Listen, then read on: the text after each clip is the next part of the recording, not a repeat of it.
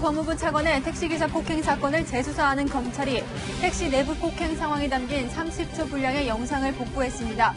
또 사건이 벌어진 현장에서 택시기사와 함께 현장 조사까지 벌였습니다. 새로운 국면으로 들어선 이용구 차관 사건 단독 보도합니다. 약 7시간 뒤 바이든 당선인이 46대 미국 대통령으로 취임합니다. 백악관을 떠나는 트럼프 대통령은 임기 마지막 날 측근을 포함해 73명을 무더기 사면했습니다. 강경화 외교부 장관 후임으로 정의용 전 대통령 국가안보실장이 내정됐습니다. 바이든 행정부를 설득해 북미 대화를 재개하겠다는 의지로 풀이됩니다. 노바백스 백신 2천만 명분을 추가로 확보했다고 문재인 대통령이 밝혔습니다. 계약이 마무리되면 우리나라가 확보한 백신은 모두 7,600만 명분으로 늘어납니다. 국내에서 코로나19 첫 확진자가 발생한 지 1년이 됐습니다. 확진 판정을 받고 완치된 이후에도 여전히 각종 후유증을 호소하는 사람들이 많습니다. 이것도 약 처방받은 거. 하나, 둘, 셋, 넷, 다섯, 하나 빠졌네. 버스 뒷문에 롱패딩이 끼인 승객이 버스에 끌려가다 숨졌습니다. 하차하는 과정에서 롱패딩 끝자락이 차문에 끼인 것으로 알려졌습니다.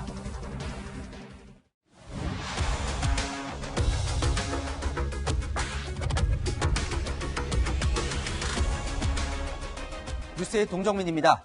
검찰이 이용구 법무부 차관의 택시기사 폭행 장면이 담긴 30초 분량의 영상을 확보한 것으로 확인됐습니다.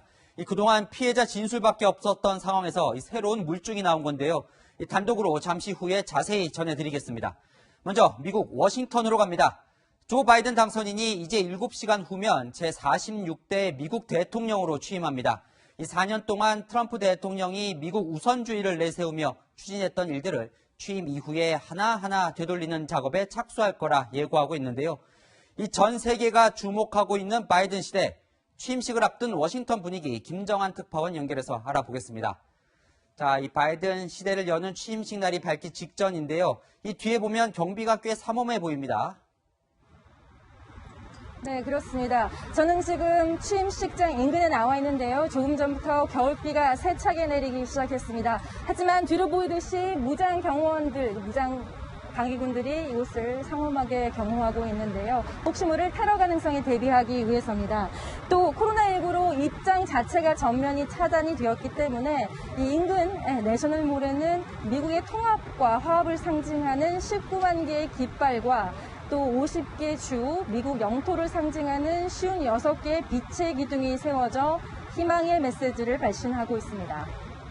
미국은 그런데 영시가 아니라 정오의 공식 임기가 시작한다면서요? 그렇습니다. 이 1933년에 개정된 수정헌법 20조가 이 새로 들어오는 대통령의 임기를 그때 시작한다고 명시하고 있기 때문인데요. 밤사이에 대통령이 바뀌면 이 군통수권 자체 공백이 생길 가능성을 우려해 사전에 이런 조치를 한 것으로 해석이 됩니다.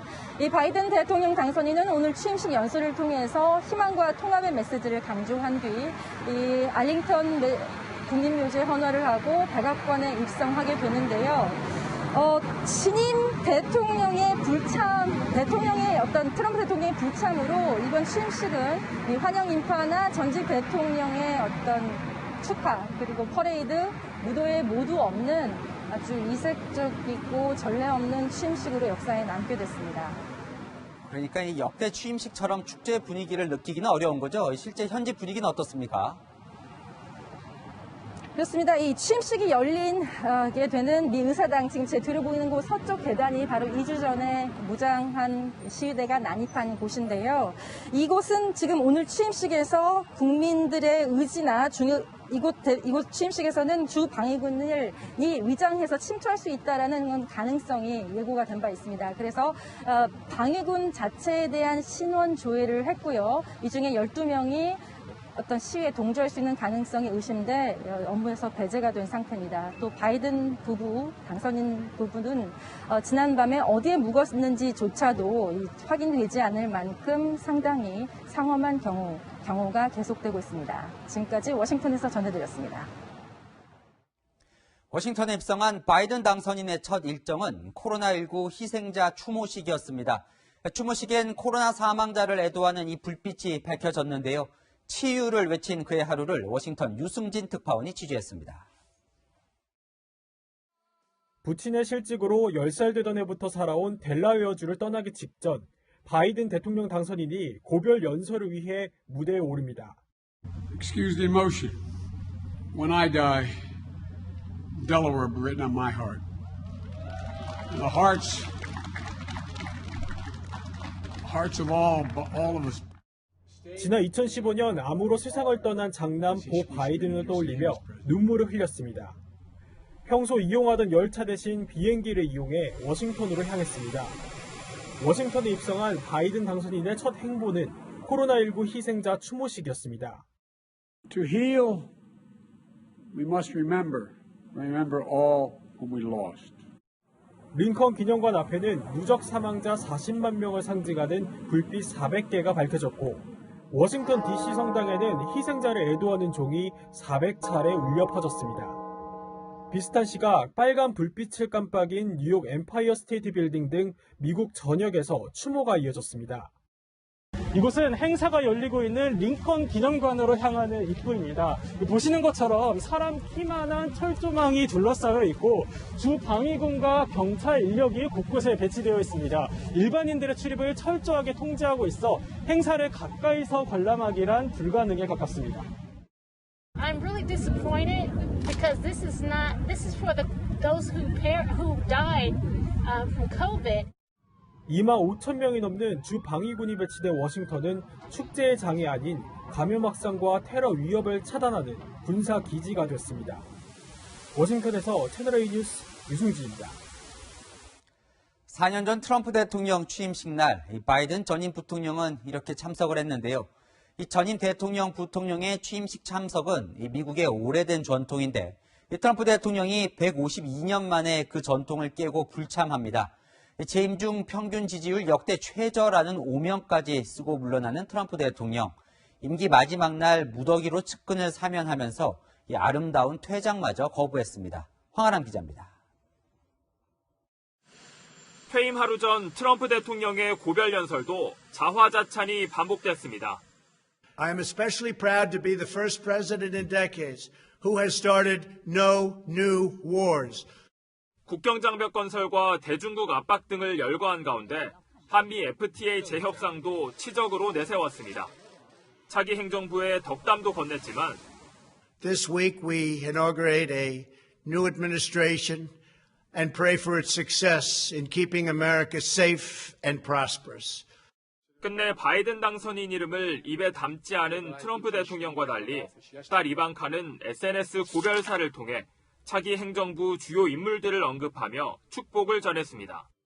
임기 마지막 날에는 장벽 건설 모금액을 유용한 혐의로 기소된 측근 스티브 배넌을 포함해 70여 명에 대한 사면을 발표했습니다. 취임식을 불참하고 따로 개최하는 환송 행사에는 펜스 부통령조차 모습을 드러내지 않는 걸로 전해졌습니다.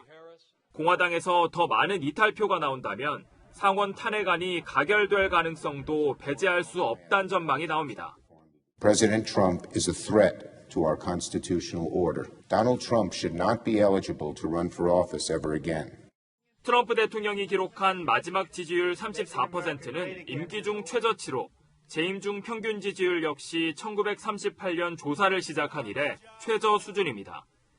레이건 대통령 이후 집무실 책상에 후임자를 위해 남겼던 편지도 이번엔 없는 걸로 전해졌습니다. 채널A 뉴스 황아람입니다. 이 바이든 시대의 한반도 정책도 큰 변화를 예고하고 있습니다. 토니 블링컨 미 국무장관 지명자는 인준청문회에서 이 대북 접근법을 원점에서 봐야 한다고 밝혔습니다. 신년 회견에서 트럼프 대통령과 김정은 국무위원장이 맺은 싱가포르 선언을 계승하겠다고 밝힌 문재인 대통령과는 출발점부터 다른 셈입니다. 강은하 기자입니다. 바이든 정부의 첫 국무장관에 지명된 토니 블링컨은 미 인준청문회에서 대북 문제에 대해 이렇게 말했습니다. We have to review, and we intend to review the entire approach and policy toward North Korea. 대통령이 먼저 결정하고 실무진이 따르는 톱다운 방식이 아닌 단계적 접근을 하겠다는 의지로 해석됩니다. 여러 정부를 거쳤지만 북한과의 비핵화 협상은 오히려 뒷걸음질 쳤다고 봤습니다.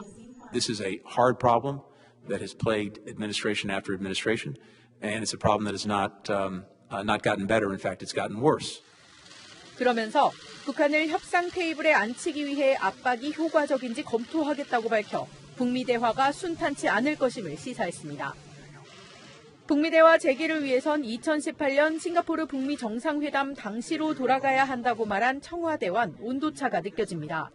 그 싱가포르 선언에서 다시 시작해서 보다 구체적인 방안을 이루는 그런 이 대화 협상을 해 나간다면 트럼프 대통령이 무리하게 밀어붙인 방위비 협상은 다소 숨통이 트일 것으로 보입니다. 로이드 오스틴 미 국방장관 지명자는 북한 위협에 대응하기 위해 한국, 일본 등 동맹국들과 협력하겠다고 밝혔습니다. 에브릴 헤인스 국가정보국장 지명자는 중국을 적국으로 규정해 대중 강경 기조를 예고했습니다. 경제와 북한 문제에서만큼은 중국의 협조가 필요한 우리 외교에 상당한 도전이 될 전망입니다. 채널A 뉴스 강인하입니다. 바이든 정부 출범에 맞춰 문재인 대통령이 외교부 장관을 전격 교체했습니다. 원년 멤버인 강경화 장관 자리에 정의용 전 대통령 국가안보실장을 내정했습니다. 이 북미 대화 재개를 염두에 둔 인사로 해석되는데요. 그런가 하면 중소벤처기업부 장관과 문화체육관광부 장관도 교체했는데 모두 친문 의원들로 채워졌습니다. 장원재 기자입니다. 문재인 정부 초대 외교부 장관인 강경화 장관이 교체됐습니다. 후임에는 대통령 국가안보실장을 지낸 정의용 대통령 외교안보 특별보좌관이 내정됐습니다. 청와대 관계자는 미국 바이든 행정부 출범에 따라 외교 라인을 재정비하고 새로운 활력을 불어넣겠다는 취지라고 설명했습니다. 정 후보자는 대북 특사로 2차례 평양에 파견됐고 김정은 위원장과 도널드 트럼프 대통령을 따로 만나 북미 정상회담을 조율한 경험이 있습니다. I told President Trump that in our meeting, North Korean leader Kim Jong-un said he is committed to denuclearization. 정통 외교관 출신이자 미국통으로 신년 기자회견에서 싱가포르 선언을 강조했던 문재인 대통령의 뜻을 미국에 가장 잘 전할 인물로 평가받고 있습니다. 정의용 후보자는 문재인 정부의 외교 정책이 결실을 맺고 한반도 평화 프로세스가 뿌리를 내리도록 최선의 노력을 다하겠다는 각오를 밝혔습니다. 김현종 대통령 국가안보실 2차장 후임에 미국 통인 김영진 서울시 국제관계 대사를 임명한 것도 바이든 행정부 성향을 고려한 인사로 풀이됩니다. 문 대통령은 서울시장 출마를 준비 중인 박영선 중소벤처기업부 장관과 박양우 문화체육관광부 장관도 교체했습니다. 신임 중기부 장관에는 권칠승 더불어민주당 의원, 문체부 장관에는 황희 민주당 의원을 지명했습니다. 둘 다 친문계 여당 의원입니다. 한편 국민의힘은 강경화 장관 교체가 김여정 북한 노동당 부부장의 비난 담화 때문 아니냐며 의혹을 제기했습니다. 청와대는 무리한 추측이라고 반박했습니다. 북한에 코로나 확진자가 없다는 주장에 대해 강 장관이 지난달 조금 이상한 상황이라고 말하자 김여정이 두고두고 기억할 것이라고 비난한 바 있습니다. 채널A 뉴스 장원재입니다. 지금부터는 예고해드린 이용구 법무부 차관 관련 소식 집중 보도해드립니다. 검찰이 어제 피해 택시기사를 불러 참고인 조사를 했는데요. 채널A 취재 결과 이 차관의 폭행 장면이 담긴 30초 분량의 택시 내부 동영상이 복구된 것으로 확인됐습니다. 검찰은 이 영상을 확보한 것으로 전해지는데요. 경찰이 내사 종결 처리한 이 사건, 국면이 바뀔 수도 있는 핵심 증거가 확보된 겁니다. 먼저 박건영 기자가 단독 보도합니다. 이용구 법무부 차관의 택시기사 폭행 사건을 재수사 중인 검찰은 지난달 말 택시기사의 휴대전화기와 블랙박스 메모리카드를 제출받아 분석에 들어갔습니다. 그리고 최근 디지털 포렌식을 통해 약 30초 분량의 동영상을 복원했습니다. 영상에는 이 차관이 택시 안에서 기사의 목을 잡는 모습 등이 담긴 걸로 알려졌습니다. 영상이 남아있던 것은 메모리카드가 아니라 휴대전화였습니다. 택시기사는 메모리카드에 영상이 없다는 경찰의 말을 듣고 폭행 피해 다음 날인 지난해 11월 7일 블랙박스 업체를 찾아갔습니다.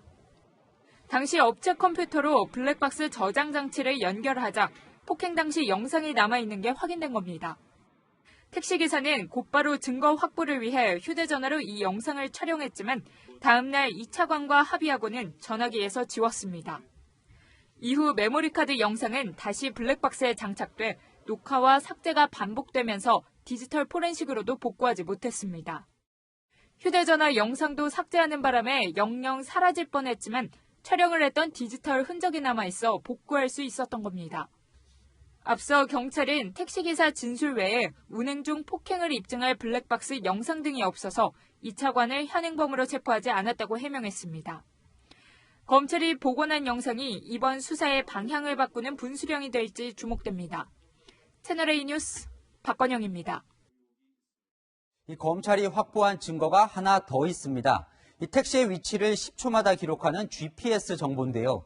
이용구 차관의 폭행이 운행 중에 벌어졌는지 정차 후에 벌어진 건지 의혹을 가릴 주요 자료가 될 전망입니다. 이 검찰은 이 차관의 집 앞에서 택시기사와 현장 조사도 진행했습니다. 이어서 장하얀 기자의 단독 보도입니다. 이 차관이 택시기사를 폭행한 서울 서초구 아파트 단지 정문 앞 도로입니다. 어제 피해 택시기사를 12시간 가까이 참고인으로 불러 조사한 검찰은 수사관을 택시기사와 함께 보내 이곳을 현장 조사했습니다. 앞서 경찰은 이곳이 아파트 단지 내 도로인데다 운행이 끝난 상황이라며 특정범죄 가중처벌법 적용 대상이 아니라고 설명했습니다. 검찰은 이를 확인할 추가 전산 자료도 확보한 걸로 알려졌습니다. 폭행 사건 당일 해당 택시의 디지털 운행 기록을 들여다본 겁니다. 서울시에 등록된 모든 개인 택시와 법인 택시는 10초마다 위성 항법 장치, 즉 GPS상의 위치와 속도 정보를 전산 서버로 전송합니다. 요금을 계산하는 미터기와 연동해 승객의 승하차 지점 정보도 함께 저장됩니다. 마치 항공기에 있는 블랙박스와 같은 역할을 합니다. 그런 사고 치료 임무를 관리하는 데도 중요한 자료가 되거든요. 서울시는 수사기관이 법원에 압수영장을 받아오면 이 자료를 제출합니다. 어제 검찰은 택시기사에게 휴대전화에서 복원한 동영상 외에도 택시 운행 기록 정보까지 제시하며 사건 당시의 상황을 정밀하게 재구성하는 데 주력한 걸로 알려졌습니다. 앞서 피해 택시기사는 채널A와의 인터뷰에서 사건 당일 경찰이 도착할 때까지 시동과 미터기는 켜진 상태였다고 말했습니다. 검찰은 택시기사 조사 결과를 분석한 뒤 이용구 차관에 대한 조사 시점을 검토할 예정입니다. 채널A 뉴스 장하얀입니다. 이용구 차관 폭행 사건에 새로운 변곡점이 만들어지는 것 같은데요. 이 사안을 취재해온 사회부 박건영 기자 나왔습니다. 그동안 폭행 장면이 담긴 블랙박스 영상이 지워져서 복원이 안 되는 걸로만 알고 있었는데 이 검찰이 복구를 한 뒤에 확보까지 했다는 거죠? 네, 우선 이 경찰에서는요, 폭행 신고 이후에 현장에 출동했을 당시에 블랙박스를 확인을 해봤는데 당시 폭행 영상을 찾지 못했었고요. 이후 확인 과정에서도 이 블랙박스 SD 메모리 카드에는 저장된 영상이 없었다 이렇게 설명을 했었죠. 네. 이 검찰이 확보한 영상도 메모리 카드를 복원해서 얻은 게 아니었습니다. 바로 피해 택시기사 휴대전화에서 나온 건데요. 이 지난해 11월로 한번 돌아가 보겠습니다. 이 11월 6일 밤 폭행 사건이 있었고요. 11월 8일에는 택시기사는 이 차관과 합의하고 다음날 경찰 조사를 받습니다. 그런데 이 차관과 합의 전인 7일에 택시기사는 블랙박스 업체에 방문한 건데요. 이때 영상이 남아있다는 사실을 확인한 뒤 휴대전화로 찍어놨었던 겁니다. 이 당시는 합의 전이라서 증거 확보 차원에서 영상을 찍어둔 걸로 전해졌는데요. 이 차관과 합의한 뒤에 휴대전화에서 이 영상을 지웠지만 검찰이 이를 제출받아서 복원하는 과정에서 다시 영상이 나온 겁니다. 뜻밖의 휴대전화에서 이제 복구가 된 거네요. 자, 택시 GPS 기록도 확보를 했다는데 그러면 폭행이 이루어진 곳이 이 도착한 이후인지 그 전인지도 알 수 있게 되는 거죠. 네, 이 경찰의 사건 처리 과정에서 논란이 됐던 지점이 바로 이 폭행 발생 장소인데요. 경찰은 폭행이 이 차관이 사는 아파트 단지 안 도로에서 일어났다 이렇게 판단을 했었고요. 그래서 일반 시민에게 위험을 미칠 가능성이 낮기 때문에 특정범죄 가중처벌법 적용 대상이 아닌 일반 폭행으로 결론을 내렸습니다. 반면 택시기사는 이 폭행 장소가 아파트 정문 앞에 있는 경비실 쪽이라고 했었습니다. 저희 취재팀이 경비실 앞에 가봤었는데 구청이 관리하는 일반 도로였고요. 이 도로를 단지 안으로 보는 것은 좀 무리다 이런 지적도 있었습니다. 그런데 검찰이 확보한 디지털 운행 기록 자료에는 차량의 위치와 속도 정보는 물론이고요. 승하차 지점까지 포함되어 있었는데요. 검찰은 이 자료를 토대로 택시기사와 함께 사건 발생 장소에서 현장 조사도 진행한 걸로 전해졌습니다. 사실 그동안 이 택시기사 진술 외에는 이제 증거가 없었는데 물증이 확보가 된 거예요. 아까 말한 대로 이 특가법 적용에도 영향을 미치겠죠. 예, 이 특가법 적용 여부에는 폭행이 운행 중에 이뤄졌냐, 이 점이 가장 핵심이거든요. 이 운행이 종료된 시점이라면 단순 폭행으로 볼 여지가 있습니다. 하지만 운행 중이었다면 특정범죄 가중처벌법이 적용될 수 있습니다. 이 검찰이 확보한 폭행 영상과 택시 운행 기록을 종합해보면 폭행이 운행 중이었는지가 확인될 걸로 보입니다. 그러다 보니까 또 궁금한 점은 이거예요. 그럼 검찰은 이 증거를 확보를 했는데 초기에 수사했던 경찰은 그때 왜 확보를 못했던 거냐? 이 부실 수사 논란에 또 불이 지펴지는 거 아닙니까? 예, 이 검찰은 이번 사건 재수사에 착수하면서 휴대전화 디지털 포렌식을 실시했고요. 이 서울시가 갖고 있는 택시 디지털 운행 기록까지 확인을 했었는데요. 이게 사실 수사 기법을 보면 새로운 건 아니라고 합니다. 일반적인 사건에서도 많이 동원되는 방법이거든요. 근데 이 경찰이 적극적인 수사 의지만 있었어도 당연히 했어야 하는 건데 왜 이 부분을 간과했냐? 여전히 의문으로 남아있는 지점입니다. 이 사건 당사자인 이용구 차관도 곧 소환 조사를 받겠죠? 네, 어제 피해자인 택시기사의 참고인 조사가 있었던 만큼 이용구 법무부 차관에 대한 조사도 다음 수순으로 보이긴 하는데요. 이 차관은 경찰 조사 때는 한 번도 대면 조사를 받은 적이 없었죠. 이 차관이 검찰 수사에선 어떤 입장을 밝힐지 관심이 모아집니다.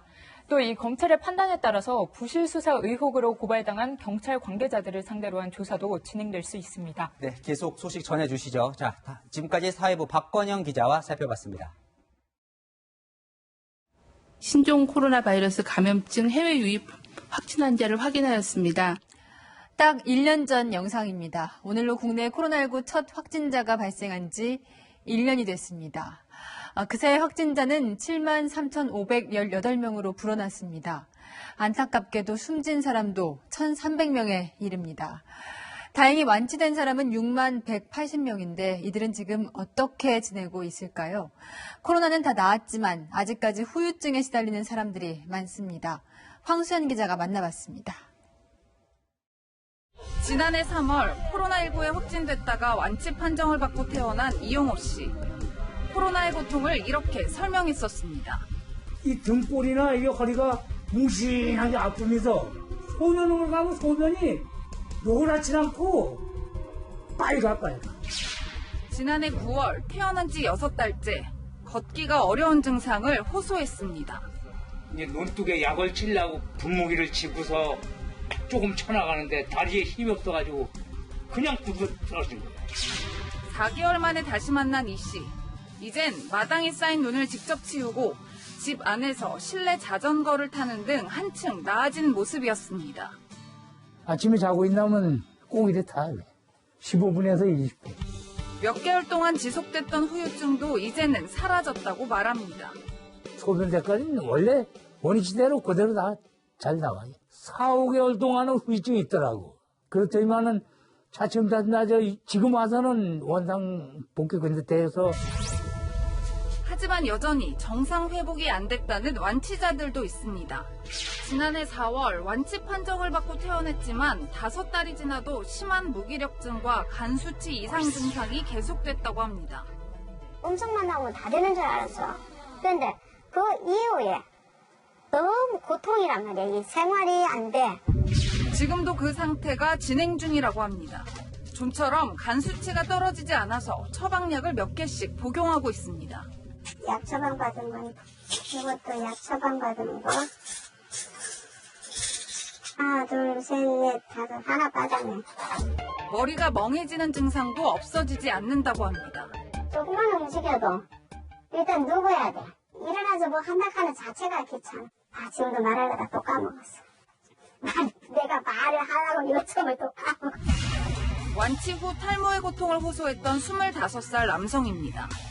머리를 한번 감게 되면 제 머리가 떨어져가지고 수척구멍에 머리카락 때문에 제 배수가 안 될 정도로.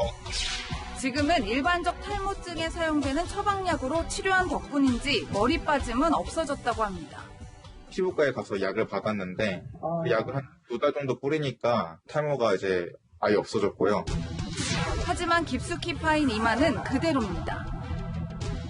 지난 1년간 확진자 7만 3천여 명 중 80% 정도는 완치 판정을 받았지만 어떤 후유증이 얼마 동안 어떤 환자에게 발생하는지 여전히 의문으로 남아 있습니다.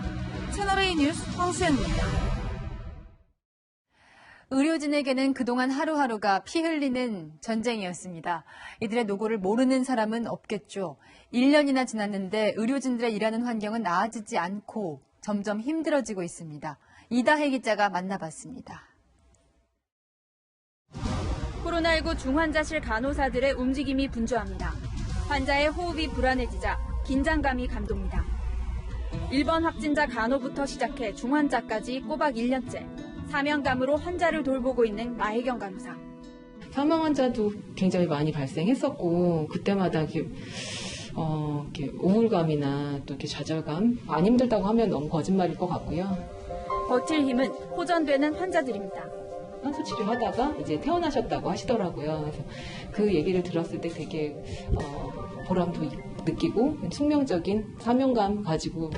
수도권의 한 대학병원에서 일하는 간호사는 중환자들의 대소변을 처리하는 일부터 병상 부족 현상까지 겪으며 버티기 힘들었다고 말합니다.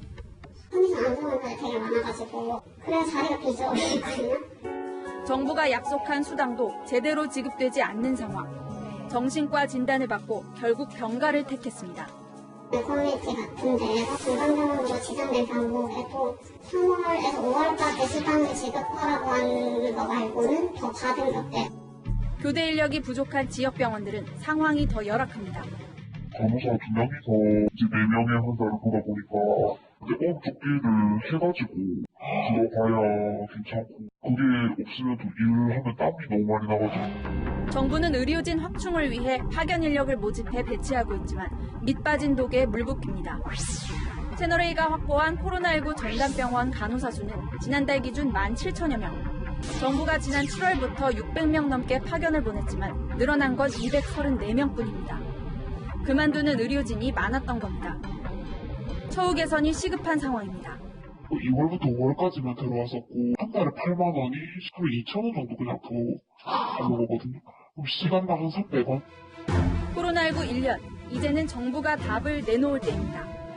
5년 전에도 위험수당은 없었고 1년 전에도 계속 위험수당이나 이런 게 지원되지 않고 뭐 변함이 없습니다. 채널A 뉴스 이다혜입니다. 코로나의 돌파구가 될 백신 뉴스도 계속 전해드리겠습니다. 문재인 대통령이 노바백스사의 백신 2천만 명분을 추가로 확보했다고 밝혔습니다. 계약이 완료되면 지금까지 확보한 백신은 7,600만 명분이라 계산이 나오는데 문제는 속도입니다. 다음 달 접종을 시작한다고 하지만 당장 접종 가능한 분량은 많지 않을 것으로 보입니다. 전혜정 기자가 보도합니다. 문재인 대통령은 오늘 글로벌 제약사 노바백스의 백신 2천만 명분을 구매하기로 했다고 밝혔습니다. 기존에 예상했던 1,000만 명분에서 2배 늘어난 양입니다. 지금까지 확보한 5,600만 명분의 백신에 더해 2천만 명분의 백신을 추가로 확보할 가능성이 열렸습니다. 계약이 완료되면 우리나라가 확보한 백신은 모두 7,600만 명분이 됩니다. 노바백스 백신의 경우 이르면 5월부터 접종이 가능한 것으로 전해졌습니다. 문 대통령은 오늘 스탠리 에르크 노바백스사 대표와 화상통화를 갖고 계약이 신속하게 완료되길 기대한다며 정부도 적극적으로 행정 지원을 하겠다고 약속했습니다. 문 대통령은 코로나19 백신 위탁 생산 공장을 방문해 품질 검사 과정을 점검하기도 했습니다. 직접 생산해서 공장 공급이 되니까 훨씬 더 이 공급이 원활하게 있습니다. 생산과 일반 형태가 완전 분사되고 문제는 속도입니다. 다음 달부터 접종이 시작되는데 당장 접종 가능한 물량은 많지 않을 것으로 보입니다. 정세균 국무총리는 오늘 라디오에 출연해 코백스와 계약한 백신 중 5만 명분이 2월에 도착할 것 같다고 했습니다. 다음 달 확보되는 아스트라제네카 백신을 합해도 1분기에 100만 명 이상은 접종하기 어려울 것이란 전망이 나오고 있습니다. 채널A 뉴스 전혜정입니다. 전 세계가 백신 확보 비상에 걸린 상황에서 우리 중소기업이 만든 백신용 주사기가 주목을 받고 있습니다. 기존 주사기는 한 병으로 5명이 맞을 수 있는데 이 주사기는 20% 절약해서 6명이 맞을 수 있습니다. 김유빈 기자입니다. 정부가 어제 선보인 코로나19 백신용 신형 주사기입니다. 백신을 약 20%까지 절약할 수 있는 기술이 접목됐습니다. 개발사는 국내 한 중소기업입니다. 기존 주사기로는 백신 한 병당 5명까지 맞을 수 있었지만 신형 주사기로는 6명까지 가능해집니다. 약품 한 병의 용량은 2.25ml, 한 번 주입하는데 0.3ml가 들지만 주사기 안에서 자체적으로 소모되는 부분이 있는 만큼 0.4ml는 주입해야 합니다. 5번만 주입이 가능한 이유입니다. 신형 주사기는 이 소모 비율을 줄여 6번 주입이 가능하도록 했습니다. 20% 정도 늘어난다고 보시면 돼요. 전 세계적으로도 극소수라고 제가 표현 드리고 싶습니다. 제작 단계에서는 삼성전자의 지원이 더해졌습니다.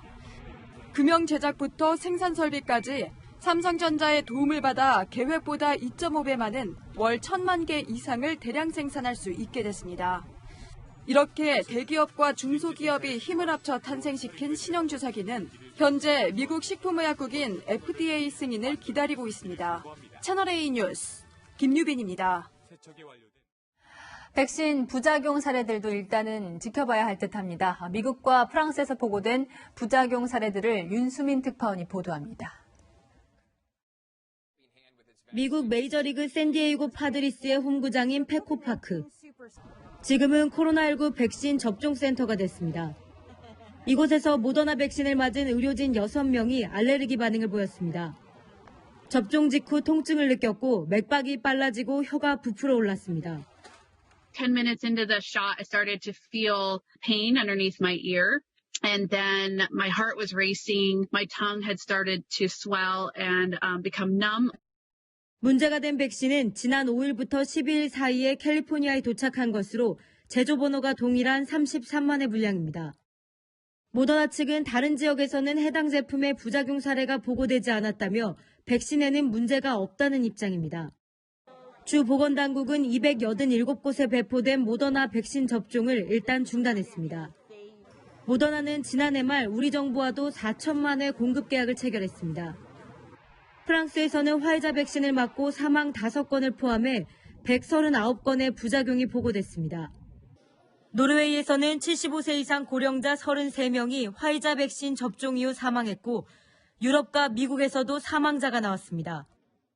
What we did see is that some of these patients had fever, nausea, vomiting, diarrhea, and that could have tipped them over with a very severe underlying disease. 백신 접종에 대한 불안감이 여전하지만 샌프란시스코의 한 백신업체 CEO는 부작용은 1,000만 건 중 20건 정도라며 운전을 하다가 사고가 날 가능성보다 낮다고 말했습니다. 미국 캘리포니아에서 채널A 뉴스 윤수민입니다. 더불어민주당의 서울시장 보궐선거 경선 대진표가 사실상 확정됐습니다. 오늘 사임한 박영선 장관이 광야로 떠난다며 출마를 예고했습니다. 이로써 박영선 대 우상호 양자 대결로 벌어지기도 했습니다. 김철웅 기자입니다. 서울시장 출마를 고심하던 박영선 중소벤처기업부 장관이 오늘 사의를 표명하고 마지막 회의를 주재했습니다. 엄마와 같은 울타리가 되어드리려고 노력했는데 나름대로 보람 있었다고 생각합니다. 일정만 좀 부탁드리겠습니다. 지금 모르겠어요. 왜 그랬지. 네. 박 장관은 SNS에 이제 모든 것을 내려놓고 광야로 떠난다고 썼습니다. 사표를 제출한 박 장관은 곧바로 캠프를 구성한 뒤 다음 주 초 출마 선언을 할 예정입니다. 박주민 의원이 불출마를 선언하면서 민주당 내 경선은 박 장관과 우상호 의원 간 양자 대결로 확정됐습니다.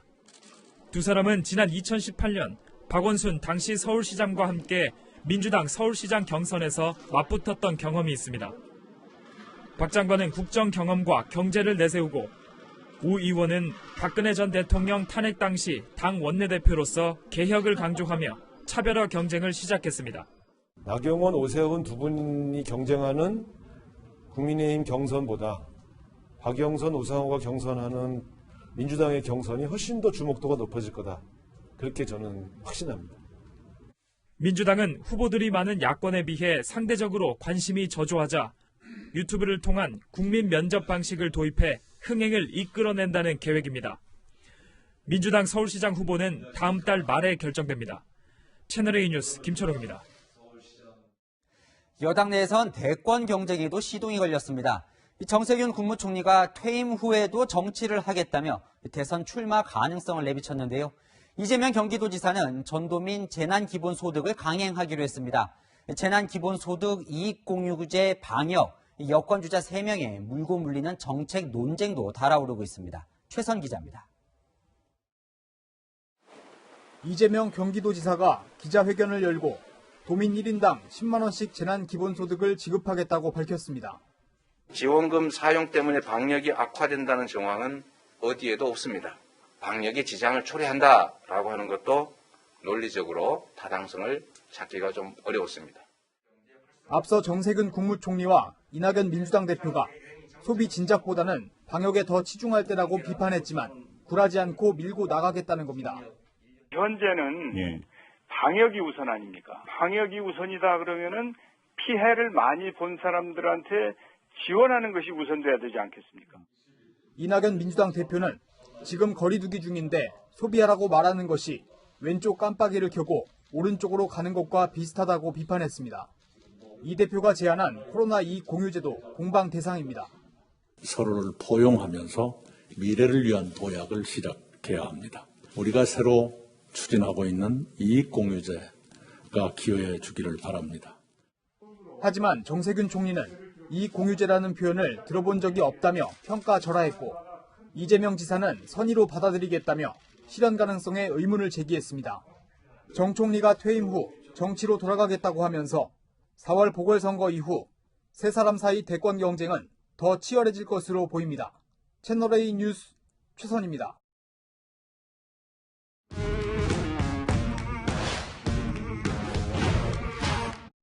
열한야랑 정치부 이동은 기자와 함께합니다. 첫 번째 주제 보여주시죠. 네. 누가 약속을 못 지켰습니까? 문재인 대통령입니다. 대통령이 못 지킨 약속이 뭘까요? 네, 오늘 문 대통령이 개각을 단행했는데요. 그런데 세 개 부처 장관 모두 남성을 임명하면서 문 대통령은 이 약속을 못 지키게 됐습니다. 이 남녀 동sul 내각을 목표로 두면서 적어도 한 30% 정도 여성의 정무직을 두어서 앞으로 점점점 비율을 높여 나가려고 합니다. 한정혜 환경부 장관 후보자가 임명되면 여성 장관 비율은 16.6%로 문재인 정부 출범 이후 최저치입니다. 여성 장관을 임명하려고 했는데 청문회 때문에 고사하는 사람이 많았던 것으로 전해집니다. 또 하나의 특징이 있어요. 지난 기각 때 이제 박범계, 전해철 의원 포함해서 점점 이 의원 출신들을 장관에 많이 등용을 하고 있는데 청문회 통과가 상대적으로 쉬워서일까요? 네, 후보자까지 포함하면 문재인 정부 장관 47명 가운데 17명이 현역 의원일 때 지명됐습니다.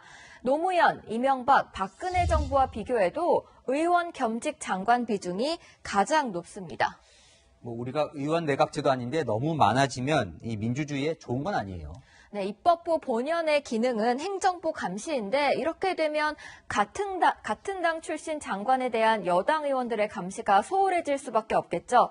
문 대통령은 야당 대표 시절 박근혜 정부의 인사를 비판하면서 이런 말을 한 적이 있습니다. 국회의원은 대통령과 정부를 견제하고 감시하는 역할을 하는 헌법기관입니다. 6년 전 발언이군요. 네. 게다가 오늘 임명된 이 황희 권칠승 의원은 이 친문 중에서도 친문이라 또 논란이죠. 네, 둘 다 친문 모임인 부엉이 출신입니다. 밤에 문 대통령을 의미하는 달, 문을 지킨다는 의미에서 모임 이름을 부엉이로 불렀는데요. 전해철 행정안전부 장관도 부엉이의 핵심 멤버였습니다. 국민의힘은 대통령 측근 말고 장관 후보가 그리 없는가라고 지적했습니다. 다음 주제 보겠습니다. 네. 다시 등장한 미싱, 뭔가 어감이 좋아 보이지는 않습니다. 네, 공업용 미싱을 소환한 인물은 김경협 민주당 의원입니다. 문 대통령도 사면 대상이 될 수 있다고 한 주호영 국민의힘 원내대표를 비판했는데요. 국민의 귀를 오염시키지 못하도록 선물을 보내겠다면서 이렇게 미싱 사진까지 올렸습니다. 예전에도 이 미싱 관련한 막말이 있었던 것 같거든요. 네, 지난 1998년 김홍신 당시 한나라당 의원이 이렇게 말을 하면서 김대중 대통령을 공격했다가 모욕죄로 벌금 100만 원을 선고받았습니다. 뭐 23년 전이나 지금이나 정치권이 막말을 주고받는 건 바뀐 게 없네요. 네, 민주당은 주호영 원내대표의 사퇴를 요구했고 국민의힘은 야당 원내대표의 입을 틀어막겠다는 여당 의원의 경악스러운 발상이라고 맞받아쳤습니다. 사면의 대상이 될지도 모르는 그런 상황이 있을 수 있습니다. 사과를 하시는 게 맞을 것 같습니다. 갚아주겠다는 보복 선언입니다. 경악을 금할 수가 없습니다. 심한 모멸감을 느낍니다. 순수한 이야기였습니다. 제가 사과할 일은 없는 것 같아요. 뭐가 잘못된 겁니까? 뭐가 잘못됐어요? 저렇게 말하지만 이 주 원내대표도 본인 발언 후 논란이 될 거라 예상은 했을 것 같아요. 네, 주 원내대표의 발언도 좀 심하긴 마찬가지인 것 같은데요. 오늘의 여랑야랑은 둘 다 경고로 정해봤습니다. 네, 정치의 막말이 사라지는 날까지 계속 감시하겠습니다. 지금까지 여랑야랑이었습니다. 요즘 무릎 아래까지 내려오는 긴 패딩 많이 있습니다. 그런데 이런 긴 패딩 자락이 뒷문에 끼는 바람에 버스에서 내리던 승객이 숨졌습니다. 서채리 기자가 보도합니다. 달리는 버스 뒷문에 바짝부터 뛰어가는 여성. 속도를 이기지 못하고 그만 넘어집니다. 잠시 후 버스가 멈춰서고 기사가 다가가 쓰러진 여성을 살핍니다. 20대 여성이 시내 버스에 깔리는 사고가 난 건 어제 저녁 8시 30분쯤. 버스에서 내릴 때 입고 있던 롱패딩 끝자락이 뒷문에 끼었는데 운전기사가 이를 알아채지 못하고 출발했다 사고가 났습니다.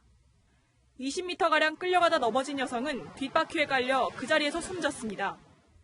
완전히 그냥 보자마자 사망이니까 응급처치도 보고 없는 거 보니까 바로 덮으라고요. 사람이 떠는 거예요. 버스 내부에는 뒷문을 비추는 CCTV가 있었고 뒷문엔 승객의 하차를 감지하는 센서도 있었지만 롱패딩 끝부분에 얇은 옷자락이 끼이는 바람에 사고를 막지 못했습니다. 경찰 조사에서 운전기사는 여성이 내리는 걸 보고 출발했는데 덜컹거리는 느낌이 있어 차를 세웠다고 진술한 것으로 알려졌습니다. 뒤에 옷이 끼어 있었잖아요. 여기까지는 확인이 안 됐다는 얘기였거든요. 그 부분을 조사를 하고 있습니다. 경찰은 과실치사 혐의로 운전기사를 입건하고 주변 CCTV를 분석해 정확한 사고 경위를 파악할 방침입니다. 채널A 뉴스 서채리입니다. 소가 지붕 위에 올라가 있는 이 안타까운 장면 기억하십니까? 지난해 여름 수해 당시 전남 구례 양정마을에서 소 수백 마리가 떼죽음을 당했죠. 한파가 닥친 지금 주민들은 어떻게 지내고 있는지 현장 카메라 권솔 기자가 취재했습니다. 조용한 마을에 갑작스럽게 물이 밀려들었습니다. 소는 지붕 위로 대피했고 비닐하우스는 물에 깊이 잠겼습니다. 눈물밖에 안 나. 소 한 마리도 살려보려고 막 쫓아다니고 그랬는데 이제 시간이 가면 갈수록 이렇게 눈물이 나고 이제 목이 있어지. 그만해. 전남 구례 양정마을입니다. 지난해 여름 이곳에 내린 기록적인 폭우로 주민 대부분 집도 재산도 잃었는데요. 한파가 계속되는 요즘 이곳 마을 주민들은 어떻게 지내는지 현장으로 갑니다.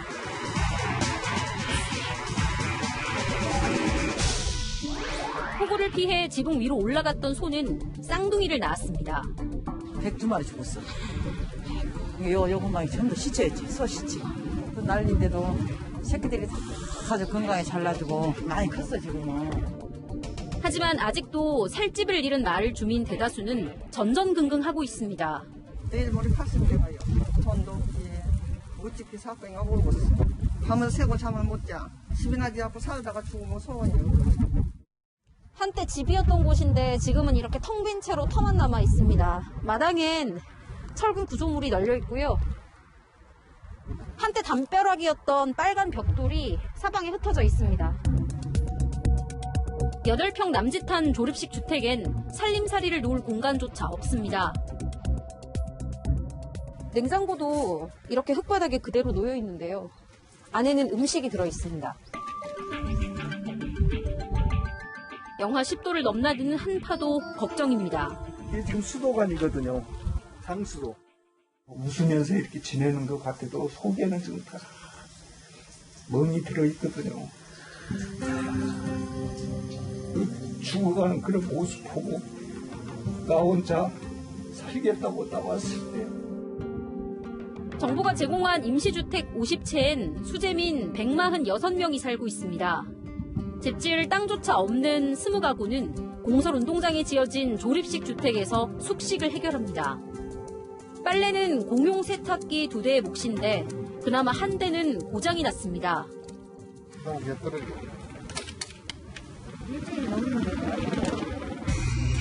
그런데 더 큰 문제는 오는 9월까지 이곳 임시주택을 비워줘야 한다는 겁니다. 1,600만 원 보상해준다 그러더라고요. 그것도 지어야만 해주는 거죠. 빚을 낼 수 있는 상황이 그런 능력이 돼가지고 바로 공사를 시작하는 사람들이 거의 없죠. 주민들은 영산강 홍수통제소가 섬진강댐 물을 갑자기 방류하면서 발생한 인재라고 주장합니다.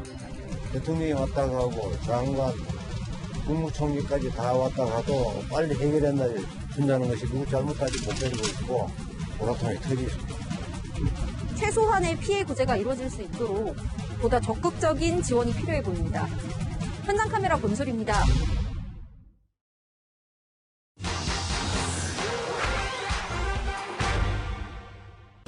대낮에 음주사고를 낸 배우 박시연 씨. 혈중 알코올 농도 면허 취소 수치였죠. 소속사는 술 마신 다음 날 숙취가 풀렸다고 판단했다 해명했는데요. 숙취 운전 재판에서 인정될까요? 따져봤습니다. 숙취 운전으로 처벌을 받은 최근 판결을 찾아봤습니다. 오전 7시 숙취 운전을 하다 적발된 A씨. 혈중 알코올 농도가 0.123%였는데요. 재판부는 숙취 운전에 해당하는 건 양형 측면에서 유리한 정황이라면서도 음주운전 처벌 전력 또 혈중 알코올 농도 수치가 높은 걸 감안해 징역 1년을 선고했습니다. 다른 사례도 보죠. 오전 8시 40분쯤 음주운전을 하다 적발된 공무원. 혈중 알코올 농도 0.123%로 벌금 300만 원의 역식명령을 받습니다. 이후 이 사건으로 징계 처분을 받은 게 부당하다 소송을 냈는데 충분한 수면을 취한 다음 날이라 주치 상태를 알지 못했다 주장했지만 법원은 수치가 높은 걸 볼 때 주치 상태를 인지 못했다고 보긴 어렵다며 기각 결정 내렸습니다. 최근엔 음주운전 처벌 강화됐죠. 혈중 알코올 농도가 높으면 음주운전 자체의 위험성이 높아지는 거잖아요. 법에서도 음주운전 처벌 규정을 혈중 알코올 농도에 따라서 달리 규정을 하고 있어요. 도로교통법상 혈중 알코올 농도가 0.03에서 0.08%면 1년 이하 징역이나 500만 원 이하의 벌금, 0.08 이상, 0.2% 미만일 경우 1년 이상, 2년 이하의 징역 등의 처벌 받을 수 있습니다. 술 깨는 시간 계산법이라는 위드마크 공식도 많이 알려졌는데요. 소주 한 병 알코올을 분해하는데 체중 60kg을 기준으로 남성은 4시간 47분, 여성은 6시간 걸린다는 건데 알코올 분해 속도나 음주 빈도, 또 술 종류, 체질 등의 다양한 요인에 영향을 받는 만큼 맹신해선 안 됩니다. 이 밖에도 궁금한 점은 팩트맨 많은 문의 바랍니다. 네, 카페에 앉아있는 사람, 방송인 김어준 씨죠. 그런데 일행이 총 5명. 게다가 김어준 씨는 마스크도 제대로 쓰고 있지 않고 말을 합니다. 김어준 씨가 방역수칙을 제대로 지키지 않고 있는 모습이 시민들에게 목격됐습니다. 현재 카페 내 취식은 가능하지만 5인 이상 집합은 여전히 금지돼 있는데요. 김 씨의 해명 들어보시죠. 5명이 같이 앉은 게 아니라 제가 뭐라고 하는 이야기가 잘 안 들려서 PD 한 사람이 옆에 다가와서 메모하는 장면. 자, 앞으로 주의하겠습니다. 네. 마포구는 현장 조사 이후 과태료 부과 등을 결정할 방침입니다. 결혼식장에서 축의금 1,000원이 든 봉투를 29장 내고 식권은 40장이나 받아간 사건이 있었습니다. A씨 등 2명은 재작년 같은 직장에서 퇴직한 동료 결혼식장에 찾아가 1,000원짜리 축의금 봉투를 총 29장, 그러니까 29,000원을 혼주 측에 전달했습니다. 그러고는 식권을 40장, 132만 원 상당이나 받았다는데요. 이런 행동을 한 이유는 결혼식 주인공이었던 전 직장 동료가 자신들의 비위 사실을 고발했다고 생각해 앙심을 품었기 때문이라고 합니다. 이들은 결국 사기죄로 벌금형을 선고받았습니다.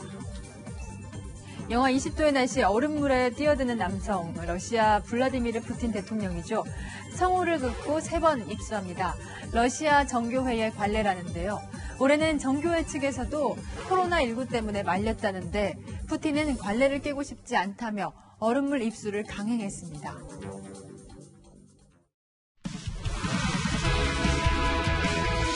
코로나 때문에 때문에 한 달 이상 훈련을 못했던 실업 선수들이 다시 모였습니다. 굳은 살이 사라진 탓에 잠깐의 훈련에도 손에 멍이 들었는데요. 강병규 기자가 현장에 다녀왔습니다.